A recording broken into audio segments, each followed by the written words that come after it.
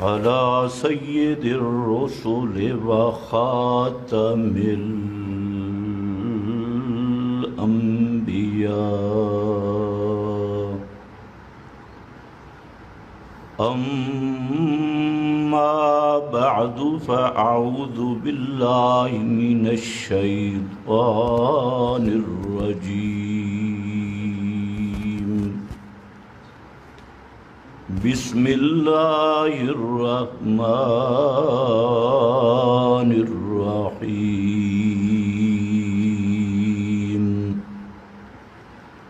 ومن الناس من يقول آمنا بالله وباليوم الآخر وما هم بمؤمنين.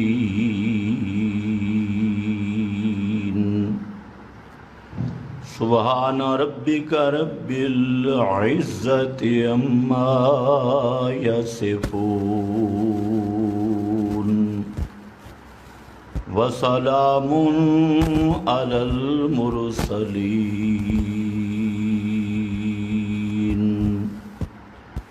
والحمد لله رب العالمين.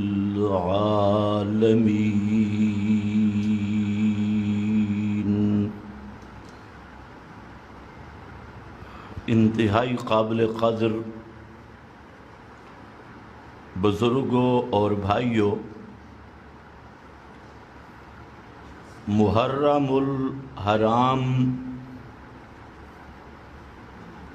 کا یہ ماہ ذی شان اپنے پہلے اشرا کے ساتھ قریب الاختتام میں اس کے متعلق چند باتیں عرض کروں گا، لیکن آخر میں اس ماہ میں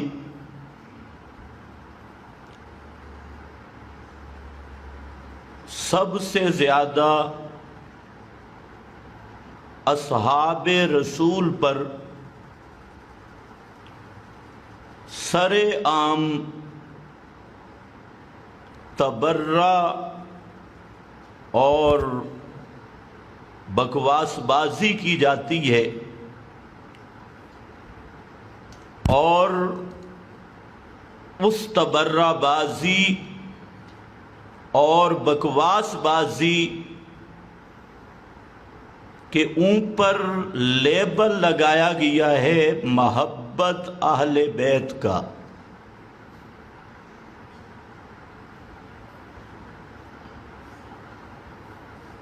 یہ جو لیبل محبت اہل بیت کا لگ گیا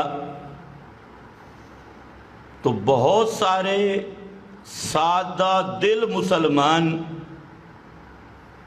شکوک و شبہات کا شکار ہو گئے، کیونکہ کون مسلمان ہے جو خاندان رسول سے محبت نہیں کرتا؟ اگر خاندان رسول سے محبت نہیں تو ایمان کا دعویٰ کر کیسے سکتا ہے؟ آج ہم دیکھتے ہیں کہ اس صدی 14ویں صدی کا استاذ ہو تو استاذ کے قریبی رشتہ دار، اس کی اولاد، اس کے ساتھ اس استاذ کے متعلقہ لوگ والہانہ محبت کرتے ہیں، تو یہ کس طرح ہو سکتا ہے کہ ایک مومن بھی ہو، صحیح الایمان، اور وہ اپنے محسن اعظم امام الانبیاء حضرت محمد مصطفیٰ صلی اللہ علیہ وسلم کے خاندان، آپ کے نواسے، آپ کی بیٹیاں، یار اس کو بند کر دے، اس کو اٹھا لے یہاں سے، یہ چلانے کے لیے بھی عقل کی ضرورت ہے۔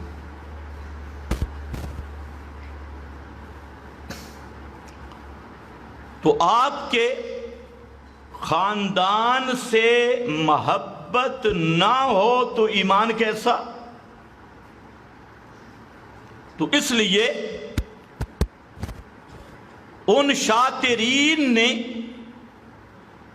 اوپر جو لیبل لگایا وہ محبت اہل بیت، تاکہ اس چھتری کے نیچے ہم چھپ جائیں گے، اور محبت اہل بیت کا مطلب یہ نکالا بغض صحابہ، ان کو اہل بیت سے محبت نہیں، صحابہ سے بغض ہے، اصحاب رسول سے بغض، اور اصحاب رسول سے بھی بغض اس لیے ہے کہ محمد مصطفیٰ سے بغض ہے، آپ صلی اللہ علیہ وسلم سے بغض ہے، اور آپ سے بغض کیوں ہے؟ اس کی وجہ کہ جب آپ مدینہ منورہ میں تشریف لے گئے تو وہاں پر بڑے بڑے مولوی حضرات، بڑے بڑے پیر حضرات تھے، اور ان کی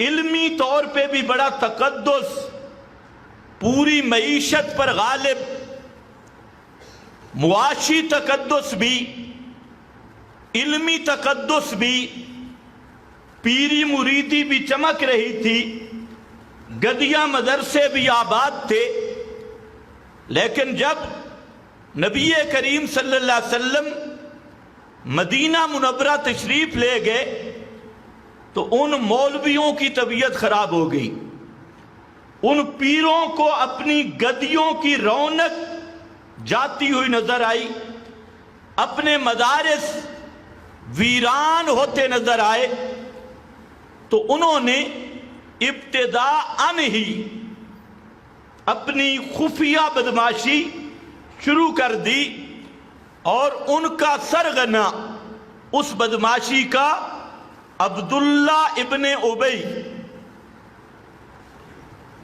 یہ جتنا گروہ منافقین کا، یہ سب وہ یہودی مولوی، پیر، مدرسین ان کا تیار کردہ تھا۔ تو عبداللہ ابن ابی اس نے ابتدا کی، اور ابتدا کیا کی کہ کلمہ پڑھ لیا، کلمہ گو بن گیا، جس کو آپ کہتے ہیں کلمہ گو، لیکن اندر کفر رکھا، اندر وہی بدماشی رکھی، اوپر سے کلمہ پڑھ لیا، اور اپنے آپ کو کہنے لگا میں مومن ہوں، اور میری جماعت ہے مومنین۔ یہ مومن بنا، جماعت مومنین، یہاں سے ابتدا ہوئی۔ اس کے بعد یہی گروہ جو دراصل یہودی تھے، بنی قریظہ میں، بنو نذیر میں، انہی کے سارے سرپرست اور انہی کی چھونیاں وہاں تھی، تو اللہ کے نبی صلی اللہ علیہ وسلم کے خلاف اور صحابہ کرام کو نقصان دینے کے لیے انہوں نے کئی خفیہ چالیں چلی، حتیٰ کہ بظاہر معاہدے بھی کیے، لیکن جب بھی موقع آیا تو معاہدہ توڑ دیا، اور نبی کریم صلی اللہ علیہ وسلم کے خلاف صف آرا ہوئے، حتیٰ کہ نبی پاک صلی اللہ علیہ وسلم کو زہر بھی دیا، کھانے میں زہر ملا کے دیا۔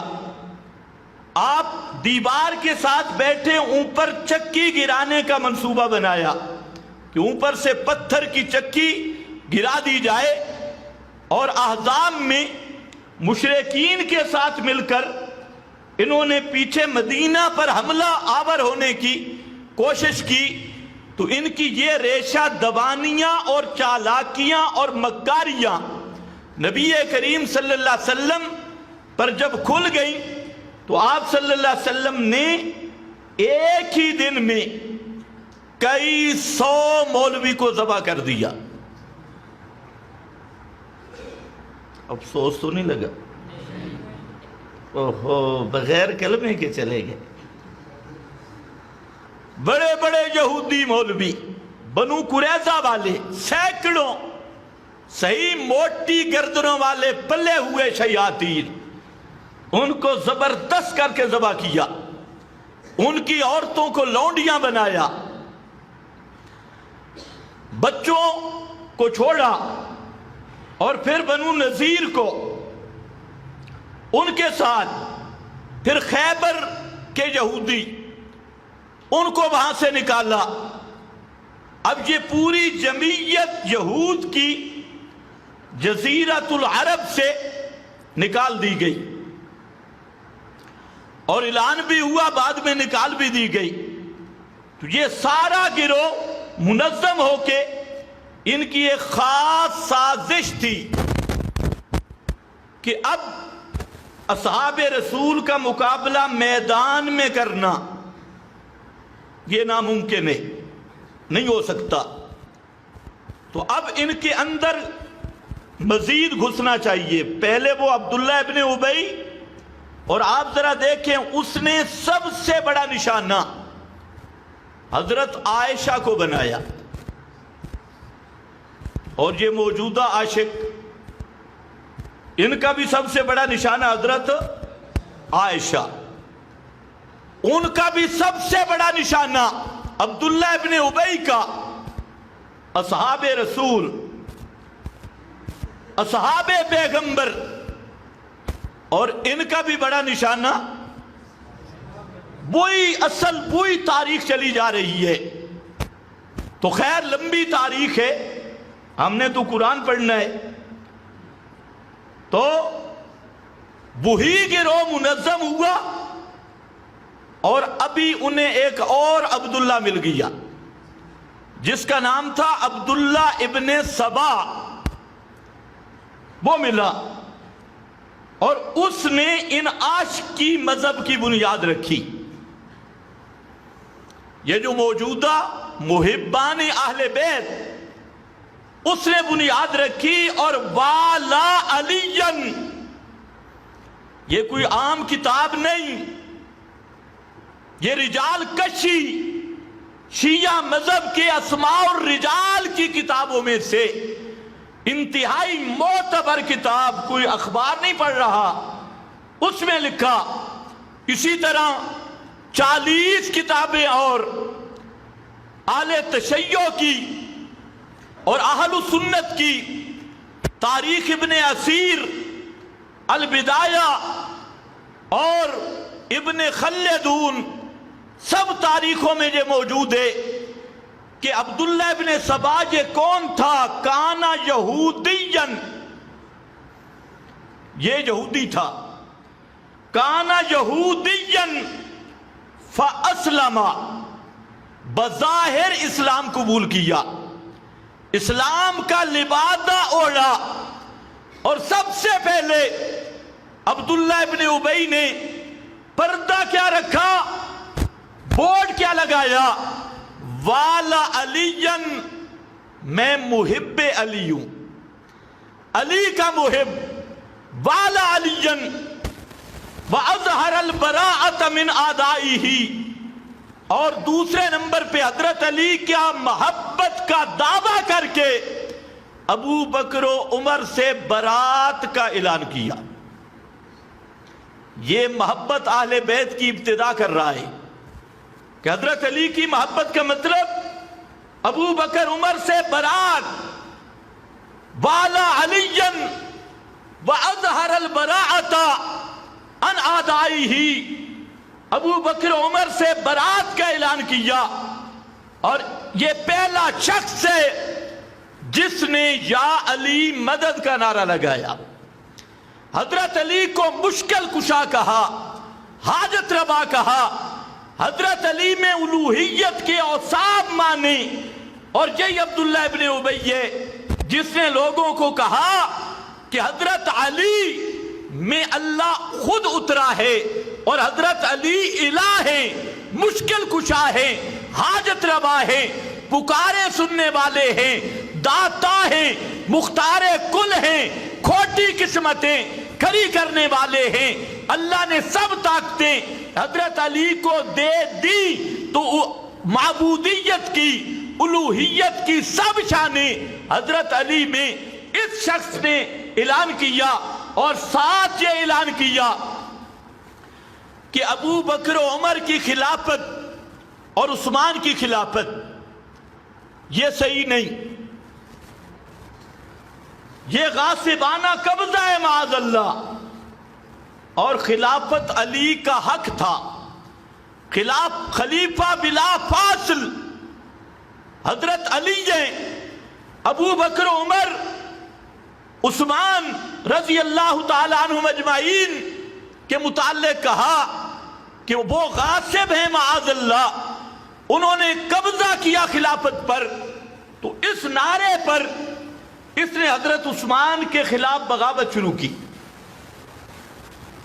مختلف شہروں میں پھرتا رہا، اور یہ عجمی جو 9 مسلم لوگ تھے جن کو اسلام سے زیادہ واقفیت نہیں تھی، نیا نیا کلمہ پڑھا، تو ان کے وہ بھی کچھ ساتھ ہو گئے، کئی تو وہ تھے جن کو فارس کی حکومت کا غم تھا، ایران اور فارس جو فاروق اعظم نے جس کا طے اس کو فتح کر کے فارس کو اور ایران کے آتش کدہ کو وہاں پر توحید و سنت کے نغمے جاری کر دیے، اور کچھ کو ارمان اور غم تھا اپنے دوسرے کیسر و کسرا روم کے فتح کا، بیت المقدس کا اور ان سب ایریوں کا، ان سے چلے گئے، تو انہوں نے اپنا ارمان پورا کرنے کے لیے اس عبداللہ ابن سبا کا ساتھ دیا، اور حضرت عثمان رضی اللہ تعالیٰ عنہ کو وہاں مدینہ منورہ میں محاصرہ کر کے بے دردی سے شہید کیا، اور پھر یا علی مدد کے نعرے لگا کر خود اپنے آپ کو محبان علی ظاہر کر کے حضرت علی کی چھتری کے نیچے آنے لگے۔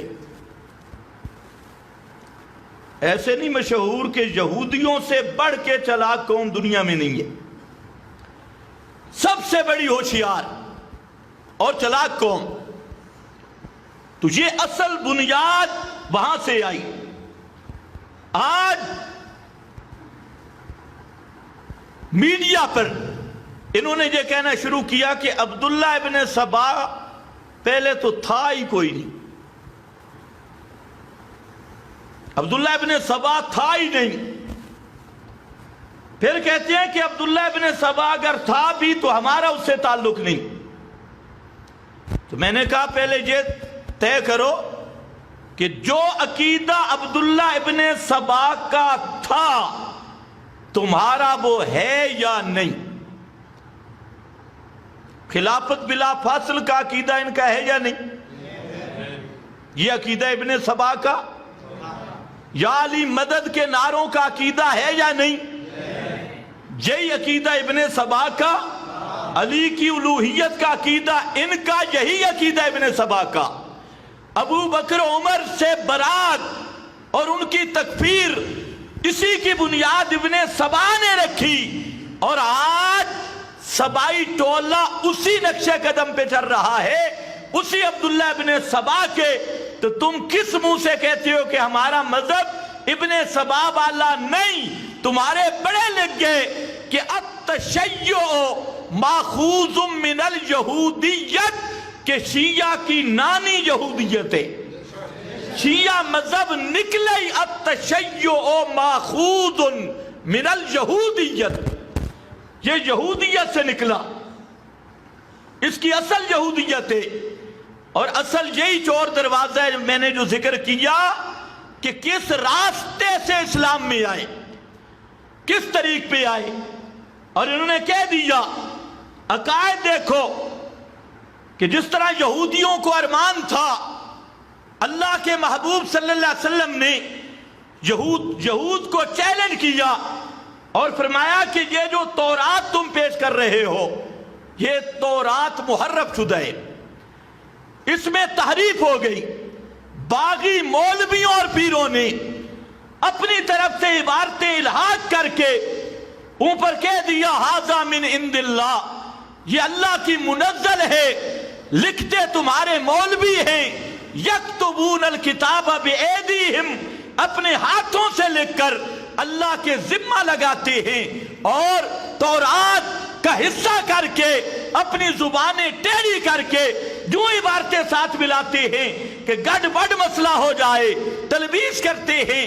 تو اللہ کے محبوب نے جب یہ چیلنج کیا کہ تمہارے پاس جو تورات اور انجیل موجود ہے تمہارے مولویوں اور پیروں نے اس میں تحریف کر دی ہے، اس کو بدل دیا ہے، تو آگے آئے وہی یہودی، انہوں نے کہا کہ قرآن بھی بدل گیا۔ کوئی مسلمان کہہ سکتا ہے کہ قرآن بدل گیا؟ کوئی عقل والا کہہ سکتا ہے قرآن بدل گیا؟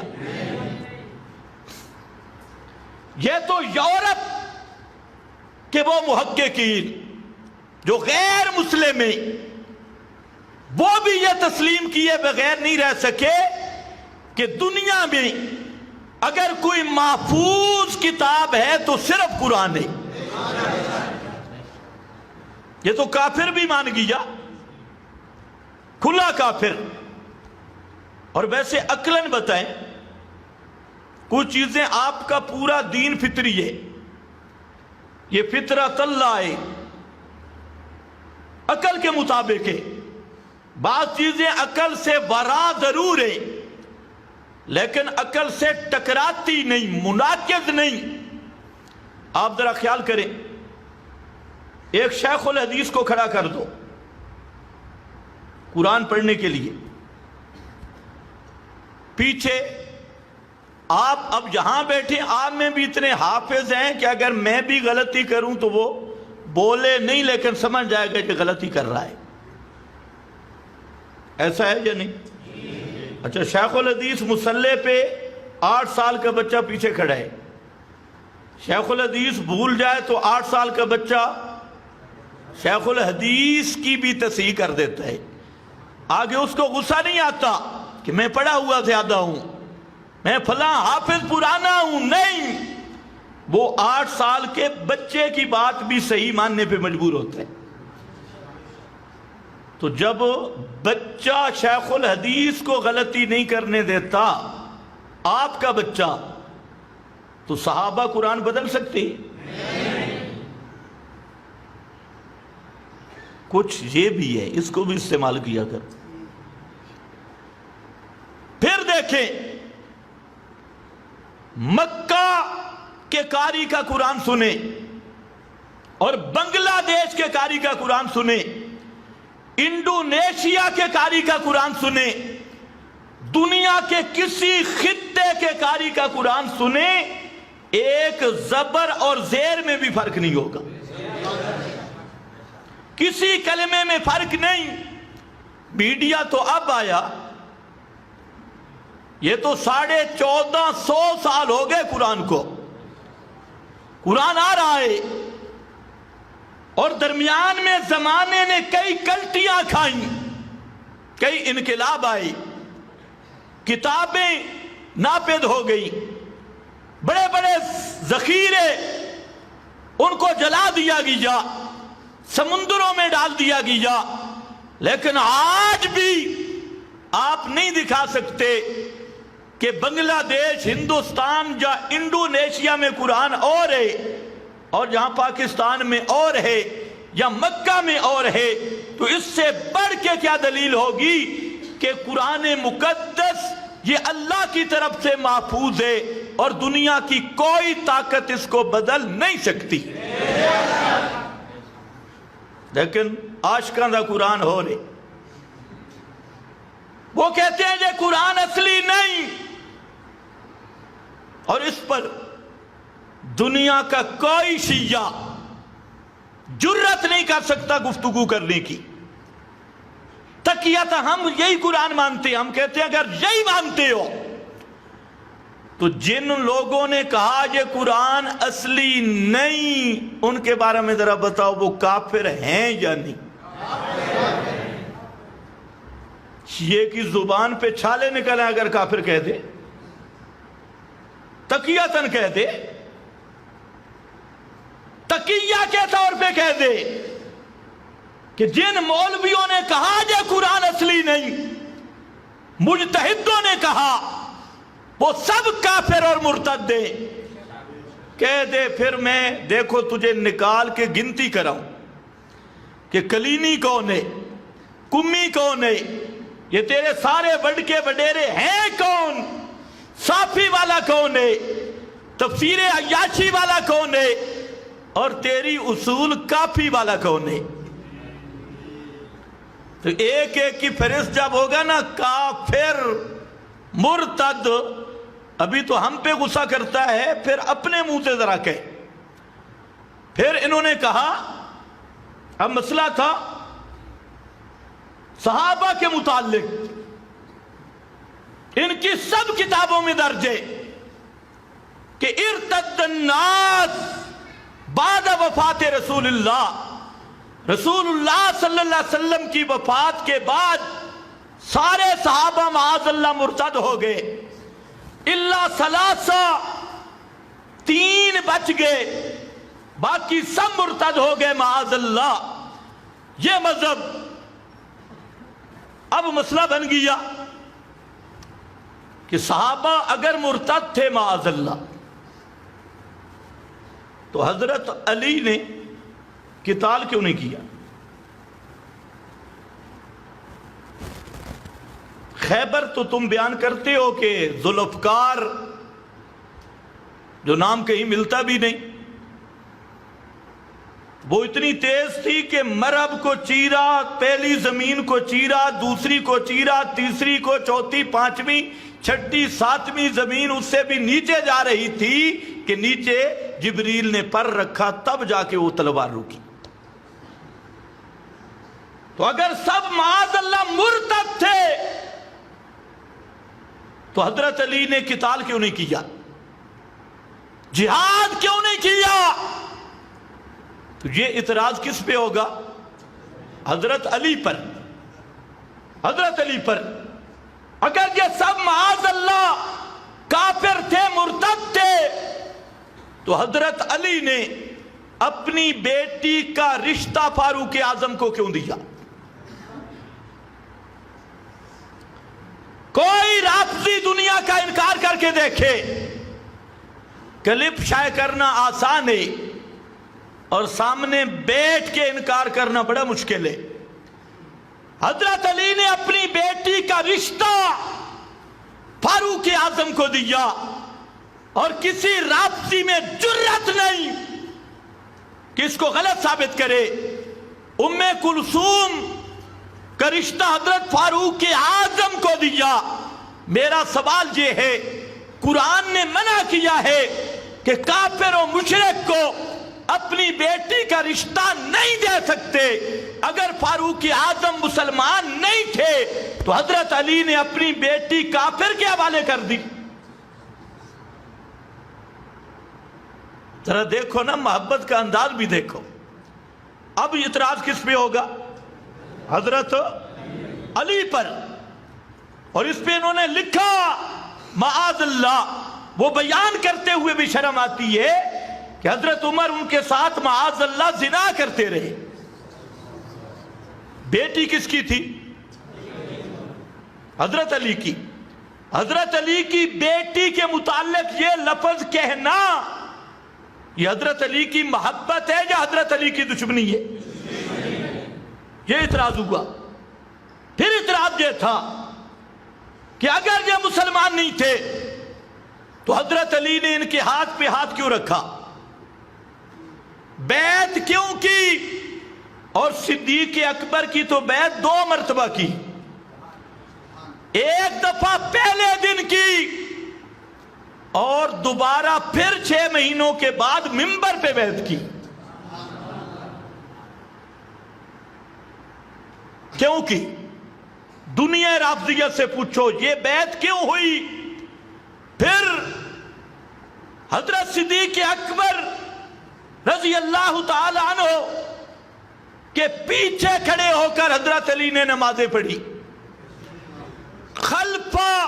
صلی خلف ابی بکر، پورے دوران خلافت حضرت علی مسجد میں آئے اور صلی خلف ابی بکر، حضرت ابو بکر آگے تھے، حضرت علی پیچھے تھے، حضرت علی کی اقتداء میں نمازیں پڑھتے رہے. اس پر سوال ہے اگر وہ مسلمان ہی نہیں تھے تو قرآن مقدس نے اور اللہ کے محبوب کی شریعت نے مرتد کی سزا قتل رکھی ہے. حضرت علی ان کے پیچھے نمازیں پڑھتے رہے، ان کو اپنا امام مانتے رہے، ان کو اپنے رشتے دیتے رہے، ان کے وزیر رہے، ان کے مشیر رہے، ان کے ساتھ جہاد میں شرکت کرتے رہے، ان کو مشورے دیتے رہے، ان کی تعریفیں کرتے رہے. ان کی زندگی میں بھی، ان کی موت کے بعد بھی، منبر پہ بیٹھ کے بھی ابو بکر عمر کی تعریفیں کرتے رہے. اس پر سوال تھا. اور حضرت حسن و حسین وہ تو حضرت عثمان کے چوکیدار بن کے کھڑے رہے، حضرت صدیق کے کندھوں پہ سواری کرتے رہے. اتنا تعلق، اتنی محبت کیوں رکھی؟ اب انہوں نے ایک نیا اسٹیشن کھولا. انہوں نے کہا تقیہ کیا، تقیہ کیا. اب آ گیا تقیہ. تقیہ کا معنی اندر کچھ اور ہو، باہر سے کچھ اور ہو. تقیہ کیا. اچھا، ان سے ہمارا سوال ہے کہ حضرت علی نے کیا کیا؟ تقیہ. تو حضرت حسین نے تقیہ کیوں نہیں کیا؟ یہاں آئے تقیہ کے فضائل شروع کر دیئے. لا دین لمن لا تقیۃ لہ، جس کا تقیہ جو نہ کرے اس کا دین ہی نہیں. اور از امام جعفر صادق، واہ، کہتے ہیں ہمارے دین کے 10 حصے ہیں، 9 حصے تقیے میں ہیں، اور جو تقیہ نہ کرے اس پہ خدا کی لعنت ہو. اب تقیہ آیا تو میں نے کہا یار تم بتا دو حضرت علی نے کیا کیا؟ تقیہ. تو حضرت حسین نے کیوں نہیں کیا تقیہ؟ پھر تمہارے مذہب کے مطابق تو لا دین لہ، تم تو حضرت حسین کا ایمان بھی نہیں مانتے. تمہارا مذہب یہ کہتا ہے جو تقیہ نہ کرے اس کا ایمان نہیں. تو حضرت حسین نے شہادت قبول کی، اپنے بچے شہید کرا دیے، لیکن تقیہ نہیں کیا. کیوں؟ معلوم ہوتا ہے کہ خاندان علی میں تقیہ کی گنجائش نہیں تھی. اگر تقیہ کی گنجائش ہوتی تو علی کا خون کبھی کربلا میں ذبح نہ ہوتا. اگر تقیہ دین ہوتا تو علی کا بیٹا کبھی بھی دین چھوڑ سکتا نہیں. بیٹا تقیہ نہیں کرتا، باپ کر سکتا ہے؟ تو یہ تقیہ آ گیا. پھر آگے چل. اب مسئلہ یہ تھا کہ انہوں نے کچھ نہ کچھ دنیا داری بھی رکھنی تھی. انہوں نے منصوبہ بنایا بھائی قرآن تو اصلی نہیں، لیکن جب تک مہدی نہیں آتا اس وقت تک اسی قرآن کو پڑھتے رہو، اور جب مہدی کامل قائم مہدی آئے گا تو اصل قرآن لے کے آئے گا. یہ قرآن اٹھا لیا جائے گا. اور وہ جو اصل قرآن ہے، تمہارے قرآن کا ایک حرف بھی اس قرآن میں نہیں. یہ اصول کافی پڑھ رہا ہوں، ایک حرف بھی نہیں. معلوم ہوتا ہے پشتوں میں لکھا ہوا ہے. بھائی اگر عربی میں ہوتا تو حروف تہجی تو یہی ہوتے الف با، لیکن وہ کہتے ہیں ایک بھی نہیں. یا تو پھر انگلش میں کہ مرزا قادیانی کہتے ہیں مجھ پہ جو وحی آئی تو فرشتے نے کہا پہلی وحی لایا آئی لو یو. میں نے کہا سمجھ آ گئی یہ کس کی طرف سے آئی، تیری نبوت کہاں سے آئی یہ بھی سمجھ. اس وحی نے بتا دیا آئی لو یو یہ امریکہ سے آئی ہے، انگریز سے وحی آئی ہے. تو کہتے ہیں قرآن ایسا ہے. ایک بدمعاش نے یہ بھی لکھا جو ہمارا اصلی قرآن ہے اس میں پاکستان کا ذکر بھی ہے، تمہارے قرآن میں نہیں، ایک حرف بھی نہیں. تو حروف تہجی بھی یہ نہیں گئے. پھر ان کا مسئلہ بن گیا عقیدہ امامت. اب دعویٰ یہ کیا کہ ہمارے 12 امام منصوص من اللہ، اللہ تعالیٰ کی طرف سے منصوص ہیں 12 امام. یہ دعویٰ کیا اور اس پہ کہتے ہیں 2000 سے زیادہ دلیلیں ہمارے پاس موجود ہیں کہ 12 امام منصوص من اللہ. تو ہم نے کہا ہمت کرو 2000 چھوڑ دو، 1999 ماہ. ہماری سخاوت بھی دیکھو، 1999 ماہ صرف ایک نص من اللہ، اور نص من اللہ ہوگی آیت قطعی الدلالت اللہ کی طرف سے منصوص. تو ان 12 اماموں کے نام ہی قرآن سے بتا دو. خلافت تو بعد کی بات ہے، یہ 12 اماموں کے نام صاف آیت میں بیان کر دو. خلافت بلا فصل کا تو مسئلہ ہی پیچھے ہے. اب بیچارے پریشان ہو گئے، الٹا کہتے ہیں تم ثابت کرو. بھئی ہم کیوں ثابت کریں، ہمیں ضرورت کیا ہے؟ ہمارے تو خلافت پہ 1450 سال کا قبضہ ہے. جو چیز میرے پاس ہے، یہ میرے پاس ہے، تو مجھے ثابت کرنے کی کیا ضرورت ہے؟ اب اگر اس کے مقابل کوئی کھڑا ہوتا ہے کہتے ہیں نہیں یہ میرا ہے، تو میں نے ثابت کرنا ہوگا یا اس نے ثابت کرنا ہوگا؟ میرا تو قبضہ ہے، یہ میرے پاس ہے موبائل. بھائی 1450 سال ہو گئے، شفے کی میعادیں بھی ختم ہو گئی. ساری دنیا شیعہ بن جائے، ساری دنیا سنی بن جائے، صدیق خلیفہ پہلے ہے.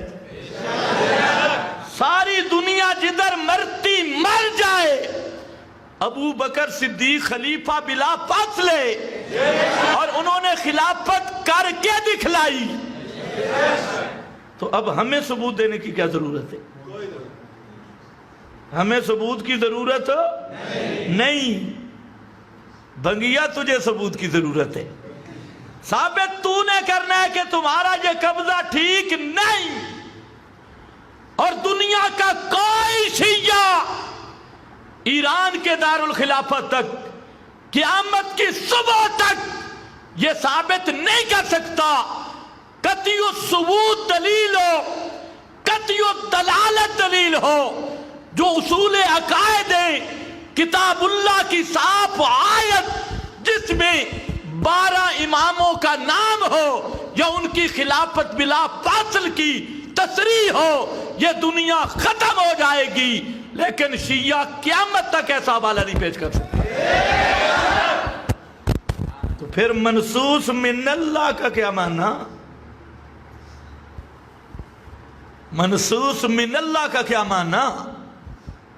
خیر آؤ، تمہید لمبی ہوگی، پھر انہوں نے امام جو مقرر کیے وہ 12 کیے. ان کا اندازہ تھا کہ قیامت پہلے آ جائے گی. قیامت لیٹ ہو گئی، امام تھوڑے ہو گئے. اب مسئلہ بن گیا، کیونکہ ویسے تو دعویٰ ہے نا کہ ہر دور میں امام معصوم کا اختیار چلے گا. اور امام معصوم ان کے نزدیک کون ہے؟ جو الوہیت اور نبوت کی صفات کا خلاصہ ہے. امام معصوم وہ ہے جو مشکل کشا بھی ہو، یہ کس کا خاصہ ہے؟ حاجت روا بھی ہو، یہ کس کا خاصہ ہے؟ ساری کائنات کا علم بھی رکھتا ہو. ما کانا وما یکون، یہ جو بریلویہ کا عقیدہ ہے نا، ما کانا وما یکون، اے بھی ذہن میں رکھ لو، یہ بھی شیعوں سے آیا ہے. وہ کہتے ہیں ان الائمۃ یعلمون ما کان وما یکون، یہ بحار الانوار ہے. اور خود اصول کافی کہ امام ما کان ما یکون جانتے ہیں. انہوں نے نئے ایڈیشن میں آ گیا کہ پیر فقیر بھی جانتی ہے. اور یہ جو عقیدہ حیات ہے یہ بھی شیعوں سے آیا، کنورٹ. اور شیعہ کہاں سے آیا؟ کیوں ڈر رہے ہو؟ بول تو میں رہا ہوں. شیعہ کہاں سے آیا؟ یہودیوں سے. اور یہ عقیدہ بھی وہاں سے، وہ بھی اللہ نبی پاک نے فرمایا لعن اللہ الجہود بن اتخذوا قبور انبیائہم. زندہ سمجھ کے سجدے کرتے تھے یا میت سمجھ کے؟ میت سمجھ کے سجدے کرتے تھے. یہ یہودی جو قبر والے کو پکارتے زندہ سمجھ کے یا میت سمجھ کے؟ اونچے بولو. تو یہ نبیوں کی قبر میں دنیاوی حیات والا عقیدہ کس کا تھا؟ اونچے بولو کس کا تھا؟ یہودیوں سے کس میں آیا؟ اور شیعوں میں کس میں آیا؟ اور بریلیوں سے کس میں آیا؟ اے لڑ دیوبندیوں میں. تمہیں پورا ڈیٹیل میں نے سمجھا دی، آیا وہاں سے. اس لیے اصول کافی پڑھ لینا، اس میں باقاعدہ باب موجود ہے کہ امام جعفر صادق سے پوچھا آپ کی قبر کی زیارت ہو سکتی ہے؟ نہیں. انہوں نے کہا نہیں. کیوں؟ کہتے 2 حال سے خالی نہیں. اگر قبر مبارک کھلی ہوئی تو شاید آپ یا نماز پڑھ رہے ہوں گے یا ازواج کے ساتھ مشغول ہوں گے. اب یہی عبارت ملفوظات احمد رضا میں آئی. احمد رضا خان نے لکھا انبیاء قبروں میں زندہ ہیں، ازواج مطہرات پیش کی جاتی ہیں اور ان سے شباشی فرماتے ہیں. یہ ملفوظات احمد رضا. اور یہی بات مولانا سرفراز خان نے لکھی کہ انبیاء قبروں میں زندہ ہیں، تمام لذات سے متمتع ہوتے ہیں. یہ دیوبندی فکر ہے، تمام لذات سے متمتع ہوتے ہیں. لیکن اصل وہ یہودیوں سے آیا شین میں، اور شین سے آیا بے میں، اور بے سے آیا دال میں، اور دال ساری کالی ہو گئی. اصل وہاں سے ہے کام. خیر، انہوں نے کہا ان الائمۃ لا یموتون. اس لیے یاد رکھنا جتنی سما حیات کی روایتیں ہیں نا، ان کی اگر مولوی دیانتداری سے سندیں چیک کر لیں تو کوئی نہ کوئی شیعہ ضرور نکلے گا. کوئی اٹھا لو.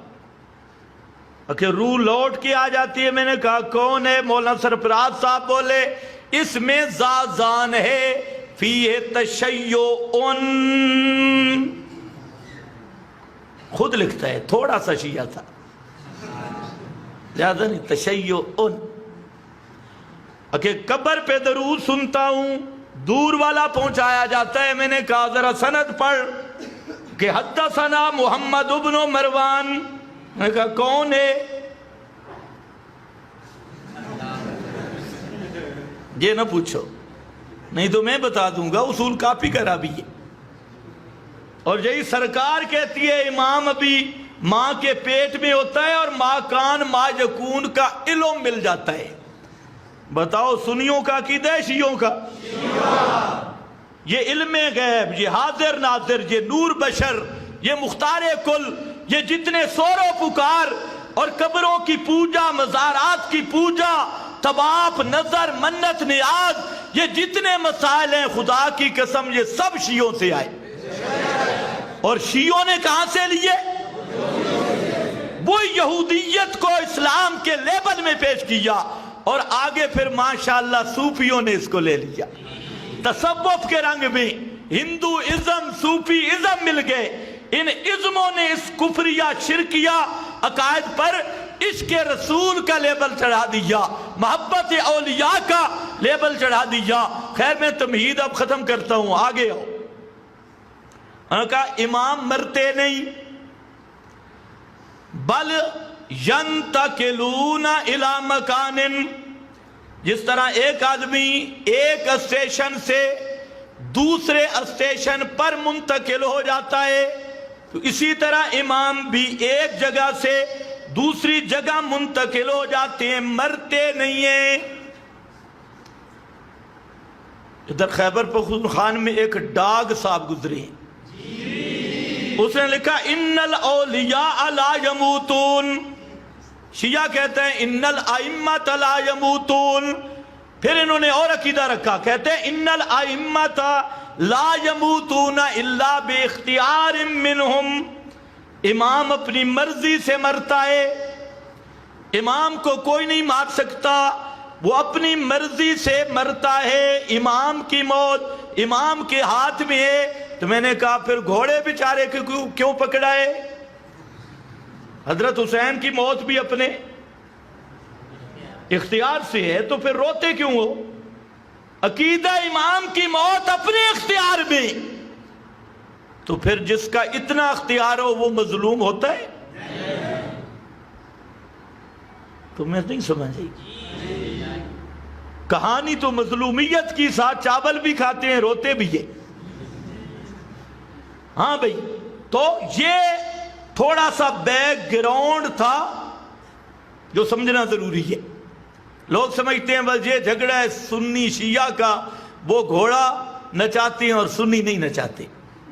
سنی سے مراد اصلی سنی ہے، وہ بریلر سنی نہیں، 2 نمبر.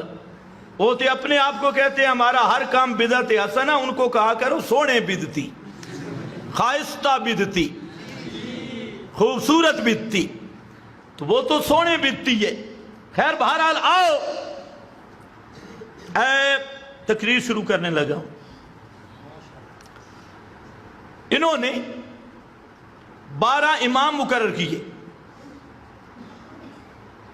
تو میں نے کیا بولا؟ انہوں نے سمجھا تھا بھئی 12ویں امام کے اختتام پر قیامت آ جائے گی، اس لیے 12 کافی ہوں گے. پیشین گوئیاں بھی ان کے صوفیوں کی تھی. اللہ نے کئی حکمتیں تھی، قیامت کو مخفی رکھ دیا، کسی کو نہیں بتلایا کہ قیامت، حضرت محمد مصطفیٰ کو بھی نہیں بتلایا قیامت کب آئے گی،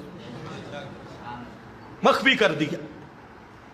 اب یہ بیچارے پریشان ہو گئے، یار قیامت لیٹ ہو گئی اور امام ختم ہو گئے، اب کیا کرنا ہے؟ انہوں نے ایک امام کو غار میں چھپا دیا. غیبوبت صغرا اور کبرا. اچھا وہ امام ہے کون؟ کہتے ہیں وہ جننی کا بچہ ہے، جننی کا بچہ. اور اس امام کے یہاں پر گھاس اگا ہوئے، وہ جب پیدا ہوا تو دائی نے بھی نہیں دیکھا، دائی بیچاری ٹٹولتی رہی لیکن ہاتھ میں کوئی چیز نہیں آئی، دائی کو بھی پتہ نہیں. یہ انہی کی کتابیں ہیں، امام کی تعریف ہے. کیوں جی؟ اس لیے کہ جننی کا بچہ تھا. ایک آدمی بڑا خاص تھا، اس نے ایک دن دیکھا امام کو تو امام کے یہاں سے ناف تک اتنا اتنا گھاس تھا. پھر وہ امام بھی 2 سالوں کا، حضرت موسیٰ کا ڈنڈا، تورات انجیل زبور، حضرت سلیمان کی ٹوپی اور 70 گز کا قرآن. وہ دفتر اونٹ کی ران جتنا موٹا، اور وہ جو جبریل نے املا لکھائی تھی حضرت فاطمہ کو، وہ بھی بہت بڑا دفتر جفر، وہ بھی یہ سارا سامان چوری کیا اور غار میں چلے گئے۔ ماشاءاللہ، امام تو ہے جو قرآن کا بھی چور ہے۔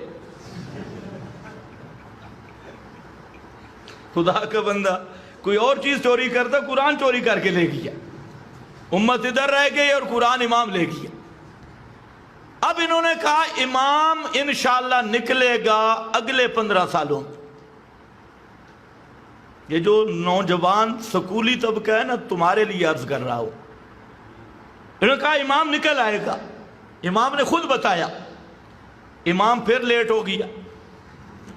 پھر انہوں نے کہا یہ اب اگلی صدی میں نکلے گا، امام پھر لیٹ ہو گیا۔ اب تک اس غار کے دروازے مغرب کے بعد جاتی ہیں اور وہاں پر گھوڑے بھی لے جاتی ہیں، تلواریں بھی، اسلحہ سمیت جاتی ہیں، اور کہتے ہیں یا خائم آل محمد، لیکن آگے سے امام بولتے ہی نہیں، چپ ہے امام۔ اب ان پہ سوال ہوا، یار خدا کے بندے، یہ امام بار بار کہتے ہیں میں آ رہا ہوں اور آ ہی نہیں رہا، یہ کیسا امام ہے؟ تو انہیں ایک نیا عقیدہ گھڑا، بدا۔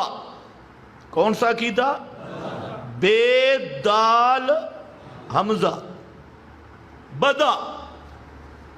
بدا کا عقیدے کا مطلب ہے کہ اللہ بھول جاتا ہے، اللہ بھول جاتا ہے۔ بعض چیزیں ایسی ہیں کہ 3 طرح کا بدا ہوتا ہے۔ ایک بدا فی الخبر، اللہ ایک چیز کی خبر دیتا ہے، بعد میں اللہ کو معاذ اللہ پتہ چلتا ہے کہ یوں تو ٹھیک نہیں تھا، اس کو بدا فی الخبر کہتی ہے۔ دوسرا بدا فی الحکم، کہ اللہ ایک کام کا حکم دیتا ہے، بعد میں اللہ کو پتہ چلتا ہے بھئی اس میں تو مصلحت نہیں، یہ تو ٹھیک نہیں، اس لیے اللہ حکم بدل دیتا ہے۔ تیسرا بدا فی الارادہ، کہ اللہ تعالیٰ ایک کام کرنے کا ارادہ کرتا ہے، بعد میں اللہ کو سمجھ آتی ہے معاذ اللہ کہ یوں ٹھیک نہیں۔ توجہ ہے میری طرف؟ کتنی طرح کا بدا ہے؟ 3 طرح کا۔ تو یہ بدا فی الخبر، بدا فی الحکم، بدا فی الارادہ، یہ 3 طرح کا اللہ تعالیٰ کو بھلیکا لگتا ہے۔ ایمان سے بتاؤ جو اللہ کے بارے میں یہ عقیدہ رکھے مسلمان ہے صحیح؟ جی اونچا بولو، مفتی رفیع کو کون سمجھائے گا؟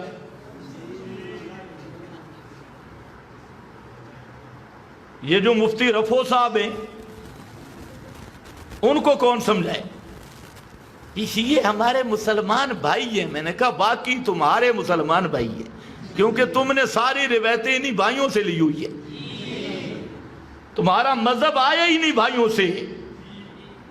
اور تم کہتے ہو مسلمان بھائی، خدا کی قسم میں کہتا ہوں یہ انسان بھائی بھی نہیں، مسلمان ہونا تو دور کی بات، اولئک ہم شر البریہ، خنزیر سے بھی بدتر، کتے سے بھی بدتر، ساری کائنات سے بدترین مخلوق۔ تو مفتی رفیع صاحب کو کہو کہ کل کہے بھئی اے کتے خنزیر بھی ہمارے جاندار اور حیوان بھائی ہیں، حیوانیت میں تو شریک ہے۔ منطق تو پڑھی ہوگی انہوں نے بھی، تو حیوان ہونے میں تو خنزیر، کتا، میں نے تو پہلے کہا تھا کہ یہ بوڑھا خطرناک ہے رفیع صاحب۔ اس نے جب حضرت عائشہ کے خلاف وہ بک بک کی تھی نا، تو میں نے تو دورہ تفسیر میں یہ بات کی، لیکن دارالعلوم تک چیخیں نکل گئی۔ یہ جو للڑ توبہ توبہ توبہ، مفتی رفیع صاحب کے خلاف اتنی مقدس گائے کو چھیڑا ہے، مفتی رفیع صاحب کے خلاف۔ میں نے کہا مفتی رفیع کی عظمت زیادہ ہے یا سیدہ کائنات حضرت عائشہ کی شان زیادہ ہے؟ اور مفتی رفیع صاحب نے حضرت عائشہ پہ جھوٹ لکھا اور وہ روایت لایا کہ نبی پاک صلی اللہ علیہ وسلم نے فرمایا کہ میری ایک بیوی ناحق پہ ہوگی اور مقام میں ہو اب کے کتے بھونکیں گے۔ جب حضرت عائشہ اس مقام میں ہو اب پہ پہنچی تو کتے بھونکے تو حضرت عائشہ سمجھ گئی کہ میں ناحق پہ ہوں، تو واپس آنا چاہتی تھی۔ پھر اس رفیع صاحب کو ایک آدمی نے خط لکھا کہ یہ روایت صحیح نہیں، کیوں روافظ کی تائید کی؟ اس ظالم نے پھر اس روایت کو ثابت کرنے کے لیے ایک کتاب لکھوا ماری، تنبیہ کے بعد بھی۔ تو میں نے تو اتنی بات کی تھی نا، آج تک مجھ پہ ناراض ہیں۔ میں نے کہا مقام ہو اب کے کتے نہیں بھونکے، کراچی کے کتے بھونک رہے ہیں۔ وہ سب رافضیوں کی من گھڑت، اور پتہ نہیں یہ مولوی سبق کیا پڑھتی، کوئی شیخ الحدیث بنا پھرتا ہے، کوئی شیخ الاسلام ہے، کوئی مفتی اعظم ہے، اور پتہ اتنے اصول کا نہیں، تمام اہل السنت والجماعت کا اجماعی ضابطہ، اتفاقی ضابطہ کہ قرآن مقدس کے مد مقابل کسی کتاب کی کوئی روایت وہ قابل قبول نہیں۔ حضرت مولانا نانوتوی ہدیۃ الشیعہ میں 3 مقام پہ لکھتے ہیں کہ اہل السنت کا تو معیار ہی یہ ہے کہ روایت کو سب سے پہلے پیش کرتے ہیں کتاب اللہ پر، اور روایت کے سچے اور جھوٹے ہونے کا معیار وہ اللہ کی کتاب قرآن ہے، اور صحابہ امہات المومنین کی عظمتیں وہ قرآن سے ثابت ہیں۔ وہ ہو اب کا کتا بھونکے یا کراچی کا کتا بھونکے، اصحاب رسول کی عظمت جب نص قطعی سے ثابت ہے تو کسی کتے کی بھونک پر کوئی توجہ نہیں دی جائے گی۔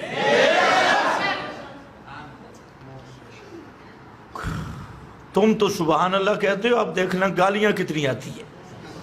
ان لوگوں کے دلوں میں اپنے مولویوں، ٹکے ٹکے کے مولویوں کی عزت ہے، لیکن اصحاب رسول کی کوئی عزت نہیں۔ اس لیے اس بڈھے کو سمجھاؤ۔ اور یہ جو کہہ رہے تھے جو نہ مانے وہ بھی کافر، اب ذرا کہو نا۔ کل تک تو تم کہتے تھے جو نہ مانے وہ بھی کافر، ہم سٹوڈنٹ تھے تو ہم یہ سنتے تھے بھئی جو نہ مانے، میں سمجھتا کسی شخص کا نام ہے جو نہ مانے۔ تو اب ان کو بھی کہو تم بھی غیرت کرو، جو نہ مانے وہ بھی۔ نعرے لگائے کہ نہیں لگائے؟ اب نعرہ کیوں ڈھیلا ہو گیا؟ اب تو رافضی دارالعلوم میں بیٹھا ہے، بعد میں رجوع کہتا ہے کیا ہے، رجوع شجوع نہیں کیا۔ وہ جو لفظ کہے اس پر توبہ ضروری ہے اور تجدید نکاح بھی ضروری ہے۔ اگر بیوی زندہ ہے تو تجدید نکاح کروائے۔ خیر آ جاؤ، عقیدہ بدع یہ گھڑا، لمبی باتیں ہو جائیں گی، جو موضوع ہے اس پہ 1-2 آیت میں پڑھ لوں، تاریخ پہ جمعہ نہ ختم ہو جائے، تجھے جمعہ بھی تاریخی بن جائے گا۔ توجہ کرو، اسی گروہ کے بعد افراد نے یہ دعویٰ کیا کہ ہم مومن ہیں، سمجھ گئے وہ گروہ؟ وَمِنَ النَّاسِ مَن يَقُولُ آمَنَّا بِاللَّهِ وَبِالْيَوْمِ الْآخِرِ، کہنے لگے ہم اللہ کی توحید پر بھی ایمان لے آئے اور آخرت پر بھی ایمان لے آئے، یعنی توحید سے لے کے آخرت تک، الف سے لے کر یا تک ہم نے ایمان قبول کیا، پورا ایمان قبول کیا۔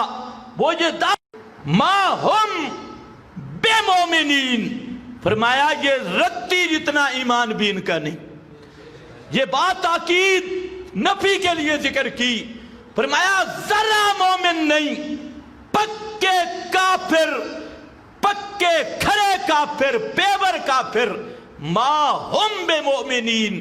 اور دوسرے مقام پہ ذکر کیا کہ بما کانوا یکذبون، یہ ہمیشہ جہنم میں جائیں گے۔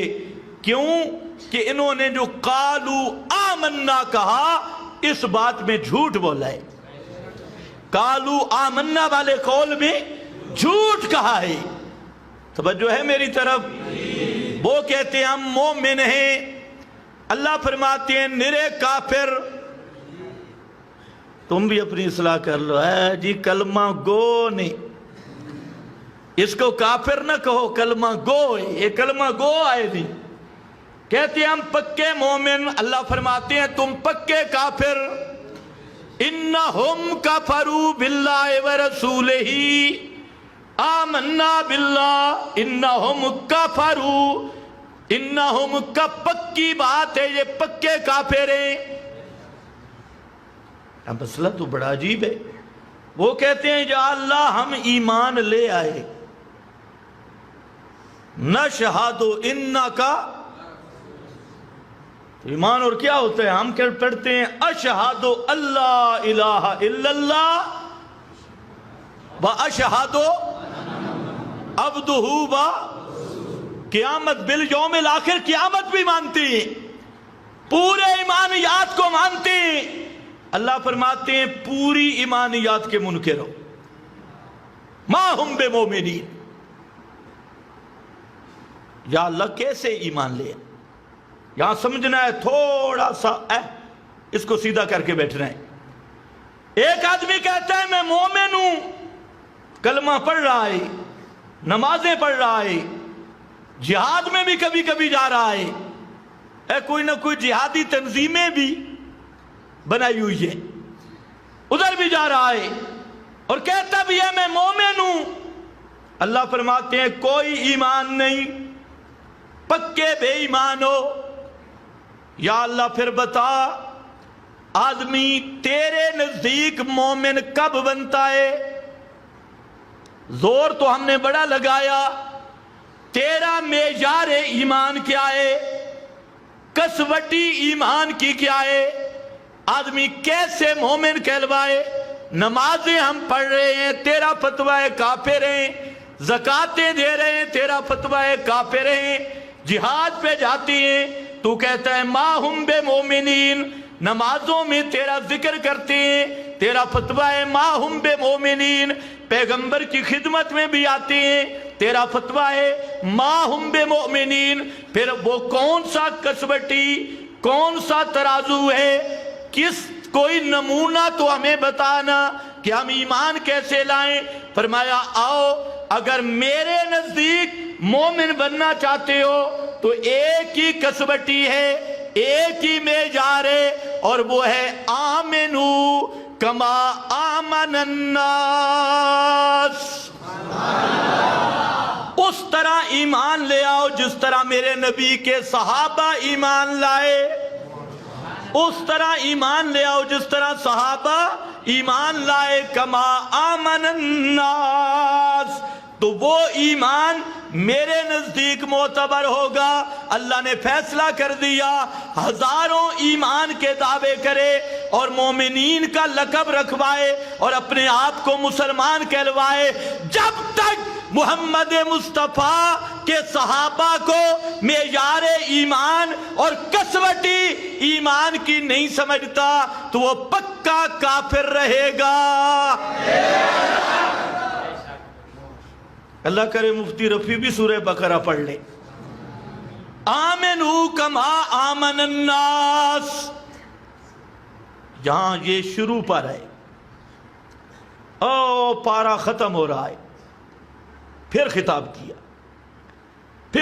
کیا خاص کر مولویوں کو. فرمایا ان آمنو بمثل ما آمنتم بہی.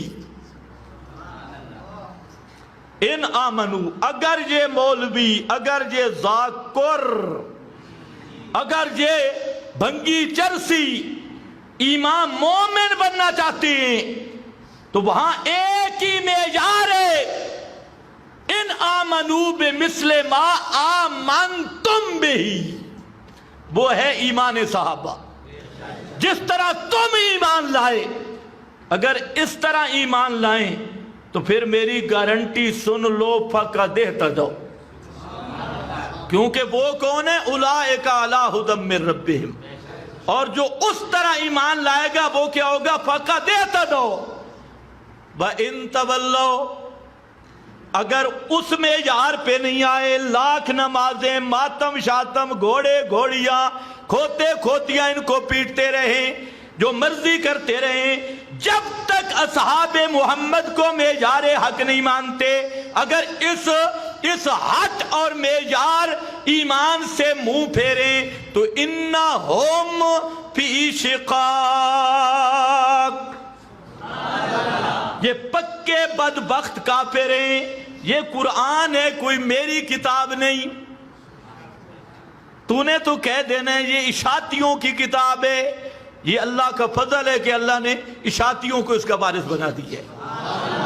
تمہارے کام آئیں گی جھوٹی روایتیں، تے بابے کی لکھت، تے خواب، تے الہام، تے بزرگاں فرمائے۔ ہمارے حصے میں خدا کی کتاب آئی اور فرمایا ثم اورثنا الکتاب الذین اصطفینا من عبادنا۔ جو قیمتی امانت ہوتی ہے نا وہ با اعتماد کے حوالے کی جاتی ہے، یا عمران خان کے با اعتماد آدمی کے حوالے کی جاتی ہے جو قیمتی امانت ہو۔ اور سب سے بھاری امانت تھی قرآن والی، وہ قرآن کی امانت اللہ نے تمہارے علماء کے حوالے کر دی ہے۔ اللہ کو پتا تھا انہیں بدتیاں اتھے بھی رولا ہے، اسے بدتی کو قرآن سے روک دیا۔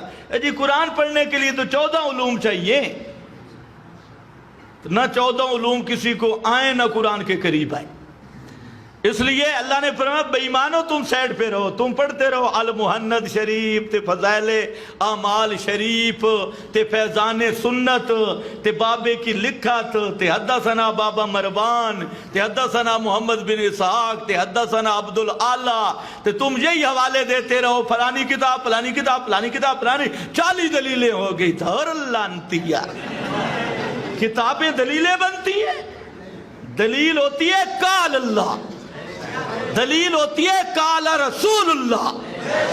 یہ کتابڑیاں دلیلیں نہیں ہوتی، فلانے لکھا فلانے لکھا فلانے لکھا۔ تجھے نہیں پتا 12,000 جادوگر کے ڈنڈے ایک طرف اور حضرت موسیٰ کا ایک ڈنڈا گرا، فَإِذَا هِيَ تَلْقَفُ، ابھی گرا نہیں تھا، فَإِذَا فا لگایا، فا آتا ہے مفاجات کے لیے، ابھی زمین پہ پورا نہیں گیا تھا کہ سارے ہڑپ تلکف سب کو نکل گیا، دانت بھی نہیں نکالے، سیبیوں کی طرح کھا گیا۔ یہ 12,000 دلیلیں نیچے رہ گئی تھی، اللہ والی دلیل غالب آ گئی۔ وہ حضرت موسیٰ کا معجزہ تھا، اور معجزے کے مقابل 12,000 ڈنڈے نہیں ٹھہر سکے۔ تو محمد مصطفیٰ کا معجزہ قرآن ہے۔ تیرے بابے والے سب کتے گھر سن، بابے کے سانپ رسیاں نہیں ٹھہر سکتی۔ یہاں کتاب اللہ ہے، آئے گا انشاءاللہ آئندہ جمعہ پر۔ تو وہ انہوں نے کیا کہا؟ آخری بات آگے سے انؤمنو کما آمن السفہاء، توجہ ہے، انؤمنو، اچھا ہم ان کی طرح ایمان لائیں جن کا اپنا نہیں ہے، ہم ان کی طرح ایمان لائیں۔ السفہاء جو بے وقوف ہیں، توجہ ہے، کیا کہا؟ جو بے وقوف ہیں۔ کیوں بے وقوف کہا؟ کہ ان کو جوڑ پیدا کرنے کا طریقہ ہی نہیں آتا، کبھی اس پہ فتویٰ کبھی اس پہ فتویٰ، کبھی پیر کے خلاف کبھی مولوی کے خلاف کبھی اپنے کسی لانتی کے خلاف۔ تو رواداری تو آتی نہیں نا۔ یہ حوالے دیتے ہیں نوح کا بیٹا کنعان خراب ہو گیا تو بزرگوں کا بیٹا نہیں خراب ہو سکتا، فلاں نہیں ہو سکتا، ایسی باتیں کیوں کرتا ہے؟ توجہ ہے میری طرف؟ یہ تھا السفہاء۔ اور ہم جو ہے نا، ہم انما نحن مصلحون، ادھر حلوہ پکے تو ادھر بھی پہنچ جاتے ہیں، ادھر اگر 10 محرم کی دیگ پکی ہے تھے ادھر بھی پہنچ گیا, کئی سبیل لگی ہے ادھر بھی پہنچ گیا, ادھر جلسہ ہے ادھر بھی پہنچ گیا, کوئی مشرک پلیت مر گیا اس کے جنازے میں بھی حضرت صاحب تشریف فرمائے, اس کے جنازے میں بھی تشریف فرمائیں, کوئی اور ڈنگ اور خبیث بدعتی مر جائے اس کی تعزیت پہ بھی حضرت صاحب تشریف فرمائیں, مشرکوں کے جنازے پہ بھی حضرت صاحب کہتے ہیں یہ بے وقوف ہیں, ان کو تو پتہ ہی نہیں, اے کملے کملے بے شک کرنے والے کٹھے ہو گئے, ان کو کیا پتہ, ہم سمجھدار لوگ ہیں نا, سب سے جوڑ کے رکھتے ہیں. آمن السفہاء, سبحان اللہ. آخری بات ہے اور توجہ سے سننا, ایک قیمتی بات آپ کو دوں. آمن السفہاء, انہوں نے صحابہ کو کیا کہا, بے وقوف. سب سے پہلے کس نے کہا, عبداللہ ابن ابی کی پارٹی نے. کس نے کہا, عبداللہ ابن, اور دوسرے نمبر پہ کس نے کہا, عبداللہ ابن سبا کی پارٹی نے. جہاں سے پتہ چلا صحابہ پر تبرہ کہاں سے نکلا ہے, اور یہ عبداللہ ابن سبا بھی یہودیوں سے آیا, ابن ابی بھی یہودیوں کا تیار کردہ. تو اصحاب رسول پہ تبرہ کرنا یہ نسل والے آدمی کا کام نہیں, یہ اصلاً پیبر یہودی کا کام ہے, اور یہ اسرائیل کی سازش ہے. کس کی؟ یہ جو کل اسلام آباد میں چند دن پہلے وہ آصف شیطان نے حضرت صدیق اکبر پہ تبرہ کیا, آج تک حکومت نے گرفتار نہیں کیا. کہاں گئے تمہارے قانون, اسمبلیوں کے بل صرف اہل سنت کے لیے, اور ان کتوں کو لگام تم نہیں دے سکتے, تو پھر انشاءاللہ وہی حال ہوگا جو پشاور میں ہوئے. ایسے کتوں کی سزا وہی ہوتی ہے جو پشاور میں ہے. بعد میں تمہارے جج بھی روتے ہیں, پولیس والے بھی روتے ہیں, اوہ ہمارے باپ کو قتل کر دیا, ہمارے بزرگ کو مار دیا. جو ایسے خنزیر کی سزا یوں ہوا کرتی ہے. پھر اب بھی کہتا ہوں, اگر حکومت فرقہ واریت کو ختم کرنا چاہتی ہے تو ایسے خنزیروں کو جو مقدسات پہ حملہ کرتے ہیں ان کو لگام دی جائے, صرف گرفتار نہیں, ان کو سرے عام ذبح کیا جائے یا پھانسی پہ لٹکایا جائے. اور وہی سزا ہو جو پرویز مشرف کی تھی, 3 دن تک ایسے خنزیر کی لاش وہ چوک پہ لٹکی رہے یا نہ لٹکی رہے. ایک تو یہ مسئلہ بھی حل ہو جائے گا, مردے سنتے ہیں کہ نہیں, ہاں 3 دن ذرا لٹکاؤ نہ پتہ چل جائے گا. خیر, انہوں نے کہا بے وقوف. اللہ نے کیا جواب دیا, الا انہم, الا بھی تاکید کے لیے, انا بھی تاکید کے لیے, ہم ضمیر فصل حسر کے لیے, اور فرمایا الا انہم, خبردار خبردار خبردار. جو صحابہ کو بے وقوف کہہ رہا ہے اصل کھوتا یہی ہے. قرآن نے جہاں اصول دے دیا کہ صحابہ پہ جو الزام لگائے گا اصل الزام اسی پہ ہوگا, تو اب جو اصحاب رسول کو کافر کہے گا اصل کافر وہ خود ہوگا. جو صدیق اکبر کو کافر کہے گا اصل کافر وہ خود ہوگا. یہ مسئلہ کس کا ہے, قرآن کا. یہ مسئلہ کس کا ہے, یہ قرآن کا مسئلہ ہے, کسی 80 سالہ رفی شفی کا مسئلہ نہیں. اچھا, ایک لفظ جہاں آیا کما آمن السفہاء, ایک لفظ آگے آ رہا ہے اگلے صفحے پر.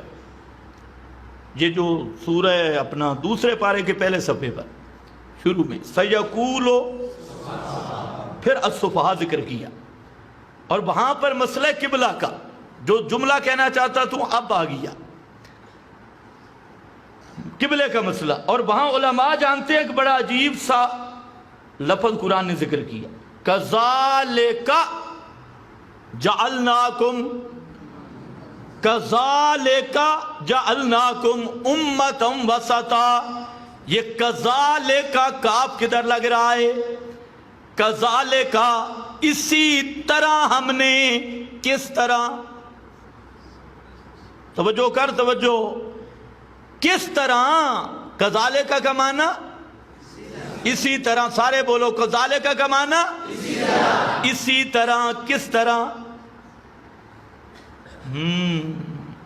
اسی طرح ہم نے بنایا تم کو امت وسطا، عادل جماعت، امت وسطا افضل جماعت، لیکن زیادہ مناسب معنی عادل جماعت۔ آگے شہادت کا ذکر ہے اور عدالت ضرورت ہوتی ہے شہادت کے لیے، لِتَكُونُوا شُهَدَاءَ عَلَى النَّاسِ، کذالک اسی طرح، یہ کعب بتا رہا ہے جس طرح رب کی عبادت کا قبلہ بیت اللہ ہے، اسی طرح محمد کی اطاعت کا قبلہ اصحاب رسول ہیں۔ عبادت کا قبلہ کعبۃ اللہ اور اطاعت محمد مصطفیٰ کا قبلہ اصحاب محمد ہیں۔ کیا لفظ میں نے بولا؟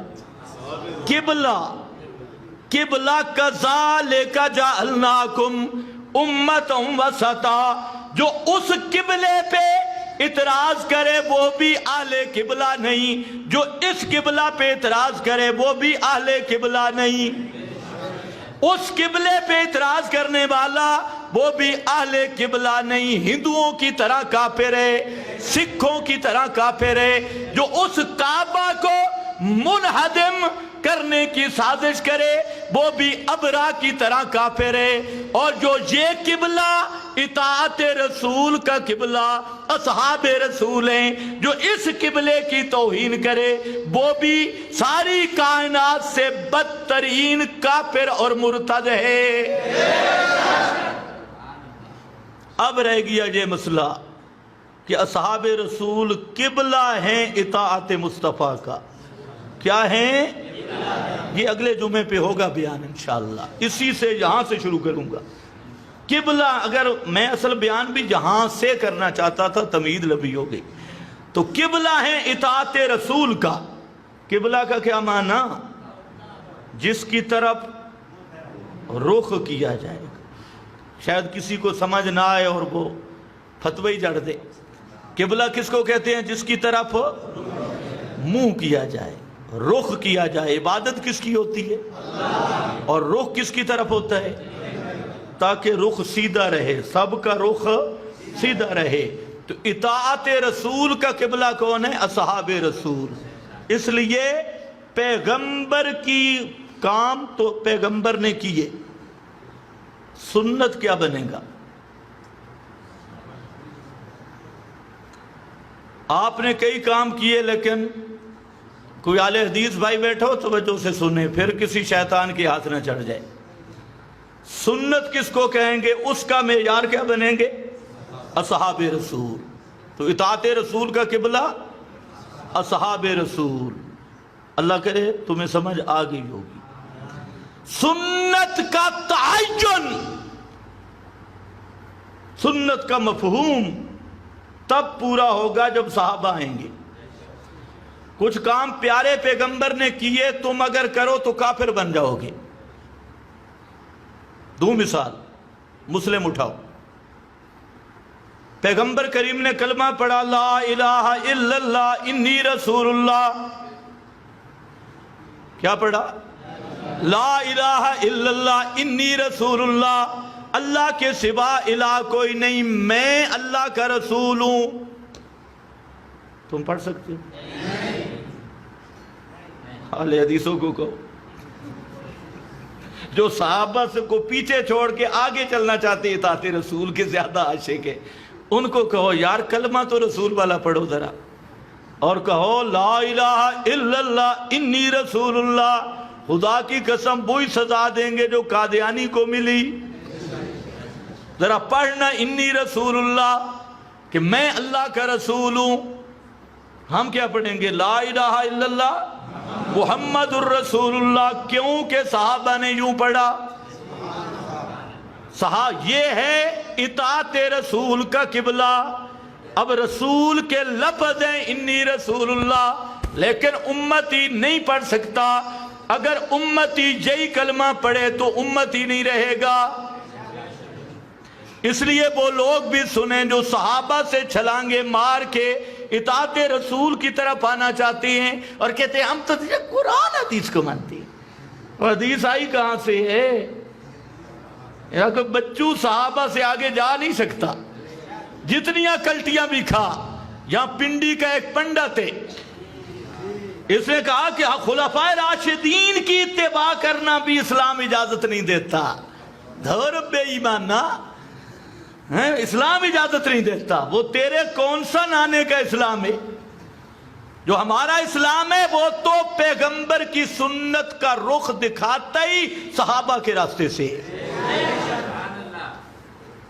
ہاں 2-3 مجھے نظر آ رہے ہیں پریشان. خیر ہے، پیغمبر کریم نے نکاح کیے، صحابہ نے بھی نکاح کیے. چلو جتنا تمہیں پتہ ہے اس کے مطابق بات کرتا ہوں. آپ کی بیک وقت 9 یا 11 بیویاں، ذرا امتی کر کے دیکھے. تم 9 کر سکتے ہو؟ 11 ایک ہی وقت میں، بیک وقت. اگر نہیں ہم تو نبی کی اطاعت کریں گے. کرنا ذرا،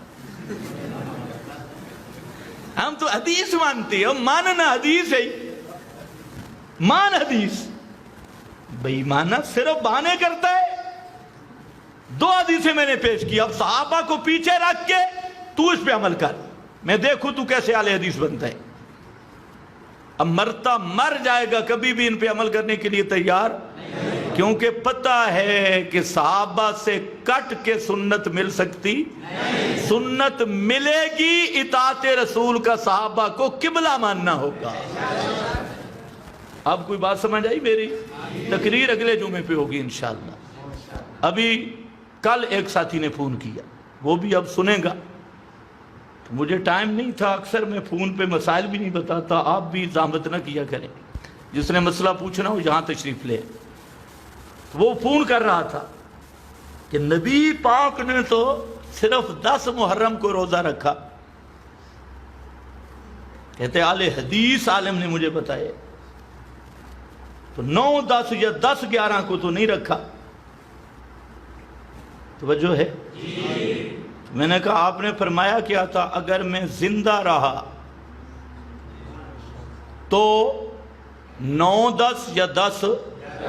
اور آگے آپ نے علت بھی بیان کی تھی کہ یہودی صرف 10 محرم کو رکھتے ہیں، تم نے یہودیوں کی مخالفت کرنی ہے.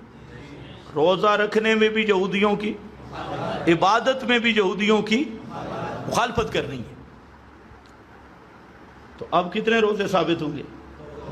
2 یا 1؟ انا للہ و انا الیہ 1.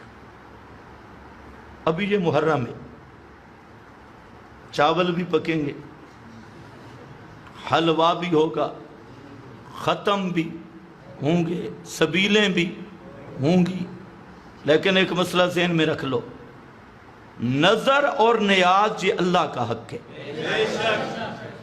یہ نظر اللہ، نیاز حسین یا نیاز غیر اللہ، اس کا ایک دانہ چاولوں کا ساری دنیا کے خنزیروں سے زیادہ حرام ہے. اور یہ میرا فتویٰ نہیں، قرآن نے 4 مقام پہ ذکر کیا ہے. ما اہل بہ. اسی طرح 10 محرم کو ساری زنانیاں قبرستان ہوں گی. ان کو بھی مسئلہ سمجھا دو. پہلی بات تو حیرانگی کی بات ہے، احمد رضا خان نے مستقل رسالہ لکھا ہے کہ عورتیں قبرستان میں جا ہی نہیں سکتی. اور بڑے بڑے کبار فقہا نے لکھا کہ عورتوں کا قبرستان میں جانا حرام ہے.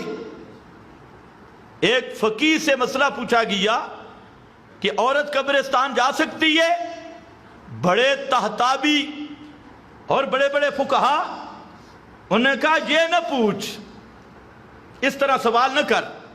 سوال اس طرح کر کہ جو عورت گھر سے نکلے قبرستان جانے کے لیے اس پر لعنت کتنی پڑتی ہے، یوں سوال کر۔ اور خود حدیث میں بھی ہے لعن اللہ علی زائرات القبور۔ فقہاء نے استدلال کیا کہ قبرستان کی زیارت عورتوں پر یہ فقہاء نے حرام لکھی، اور اتنا بڑا حرام ہے کہ احمد رضا خان جو ہر حرام کو کھانے کو تبرک کہتا ہے، لیکن جہاں کر اس نے بھی لکھا کہ عورتوں کا مزارات پہ جانا حرام ہے، مزارات پہ بھی نہیں جا سکتی، مرد جا سکتا ہے لیکن 10 محرم کی بدعتیں چھوڑ دو، اور جانے کے لیے وہی میں نے پہلے بتایا، آخرت کی یاد اور مسلمان مردوں کے لیے مغفرت کی دعا اور اپنی موت کی یاد، یہ 2 مقصد ہے شریعت میں۔ تو اور جتنی بدعات ہیں اب وقت اوپر ہوگی جا، اور کئی مجلسوں میں بیان بھی کر دی گئی، تو مختصر سی سوال و جواب کی نشست ہوگی، اس میں بیان ہو جائے گا۔ وآخر دعوانا ان الحمدللہ۔